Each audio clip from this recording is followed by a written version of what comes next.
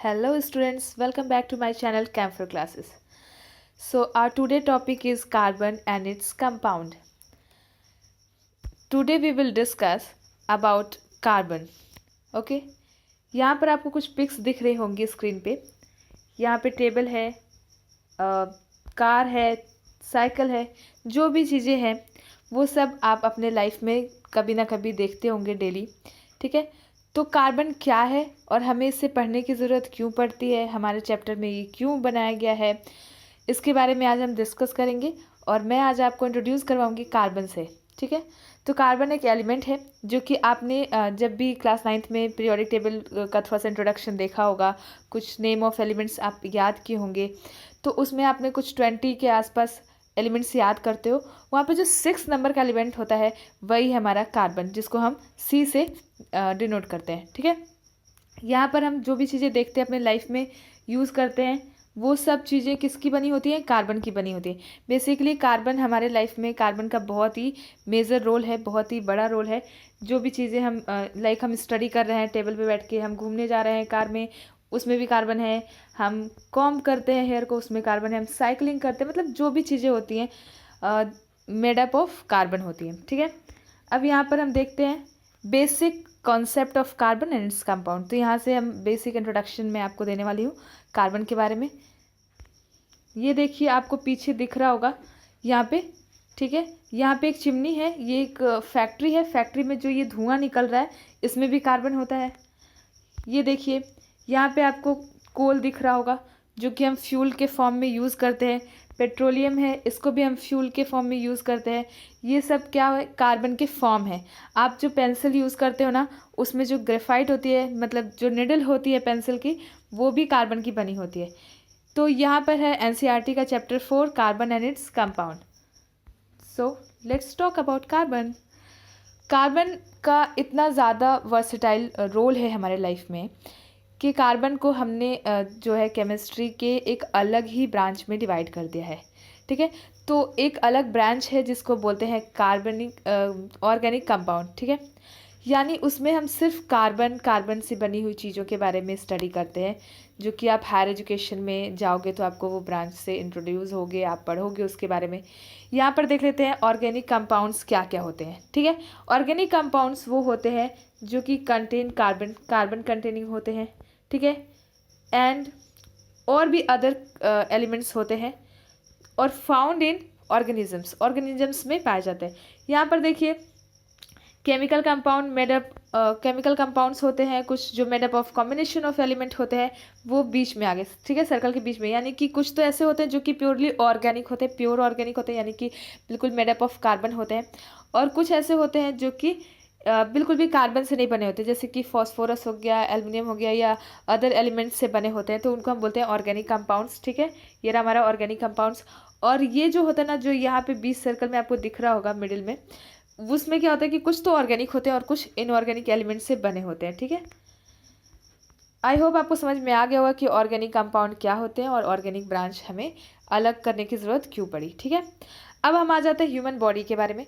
Human body में क्या होता है, ह्यूमन बॉडी में भी बहुत सारे एलिमेंट्स पाए जाते हैं. मेजरली वाटर पाया जाता है. एंड अगर हम एलिमेंट्स की बात करें तो मेजरली ऑक्सीजन पाया जाता है. ठीक है. यहाँ पर आपको ऑक्सीजन दिख रहा होगा 65%, बट हमें ऑक्सीजन से यहाँ पे कोई लेना देना नहीं है. हम बात करेंगे कार्बन की.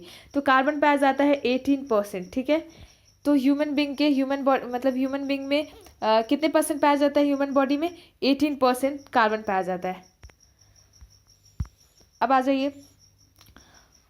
All life form and living structure are carbon based like food and clothes etcetera.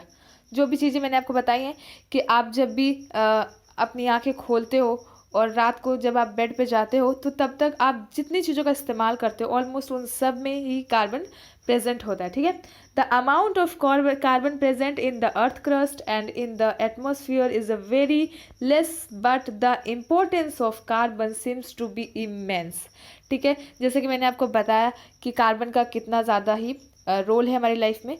तो कार्बन जो है वो हमारे एटमॉस्फेयर में और अर्थ क्रस्ट में बहुत ही कम अमाउंट में पाया जाता है, वेरी लिस्ट अमाउंट पाया जाता है कार्बन का.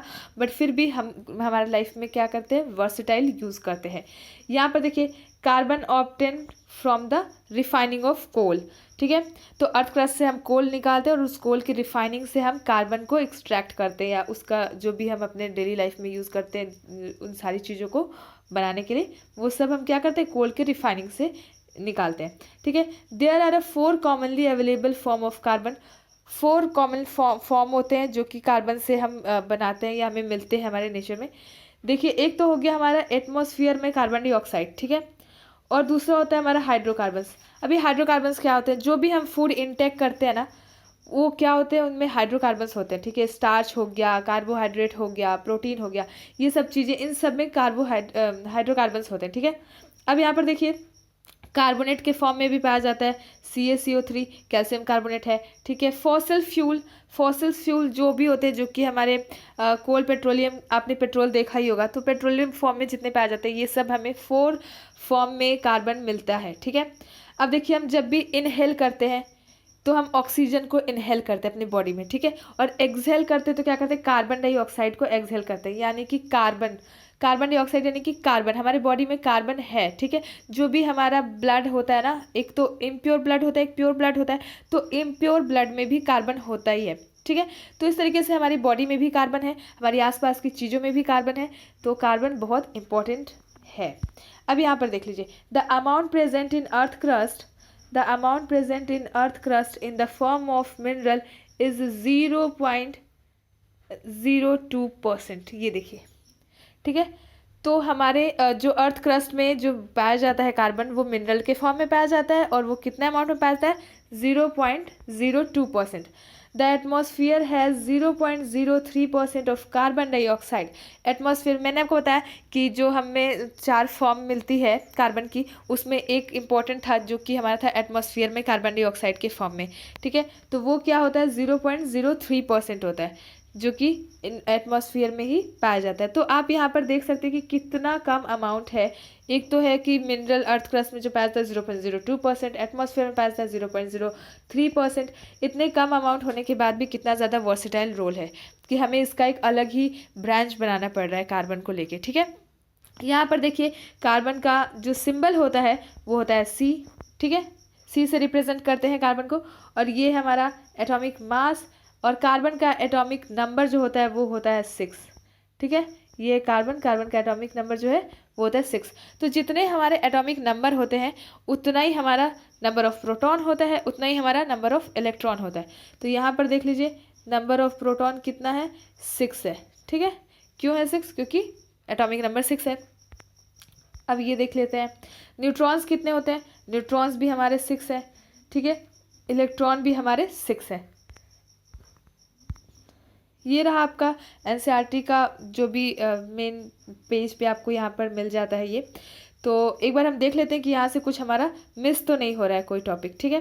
ये देखिए, जो कि मैंने आपको बताया है कि एटमॉस्फेयर में 0.03% ऑफ कार्बन डाइऑक्साइड पाया जाता है, ठीक है। और हमारा जो अर्थ क्रस्ट है उसमें कितना पाया जाता है, 0.02%। और किस फॉर्म में पाया जाता है, ठीक है। तो मेनली जो होता है ना, वो होता है carbonate, hydrogen carbonate, coal and petroleum form में, ठीक है। ये मैं आपको बता चुकी हूँ पहले। और यहाँ से आपको जो चीज़ें हैं, मैंने उसको अंडरलाइन कर दिया, जितनी चीज़ें इंपॉर्टेंट है आप उसको एक बार फिर से देख लेना। और यहाँ पर जो भी मैंने आपको बताई हैं, जो इम्पोर्टेंट चीज़ें हैं इस पूरे पेज में, वहाँ से मैंने कुछ क्वेश्चंस उठाए हैं आपके लिए जो कि इम्पॉर्टेंट है। आप इस क्वेश्चन को करोगे तो आपका कॉन्सेप्ट और अच्छे से क्लियर हो जाएगा। तो आप इस क्वेश्चन को पहले खुद ट्राई करो, उसको कमेंट में आप रिप्लाई करो मेरे को इसका आंसर क्या है। उसके बाद अगर आपको नहीं आता है तो वैसे भी मैं कल आपको ये क्वेश्चन डिस्कस करने वाली हूँ, और अगर आपको नहीं आता है तो वो भी आप बता दो कमेंट में। अगर आपको आता है तो आप पूरा ट्राई करो, आप जो भी मैं लेक्चर में पढ़ाई हूँ पूरा आप देखो और उसको ट्राई करो करने का, और उसका रिप्लाई मतलब आंसर करो मुझे कमेंट में। फिर मैं आपको कल इस क्वेश्चन को डिस्कस करूँगी। कुछ क्वेश्चंस यहाँ पे भी हैं, देख लीजिए। ये रहे आपके कुछ 4-5 क्वेश्चंस हैं जो भी मैंने अभी तक आपको पढ़ाया है इंट्रोडक्शन ऑफ कार्बन में, वो सब यहाँ पे आपका कवर हो जाता है। तो इसका आप आंसर कमेंट बॉक्स में दे दीजिएगा। Thank you for watching.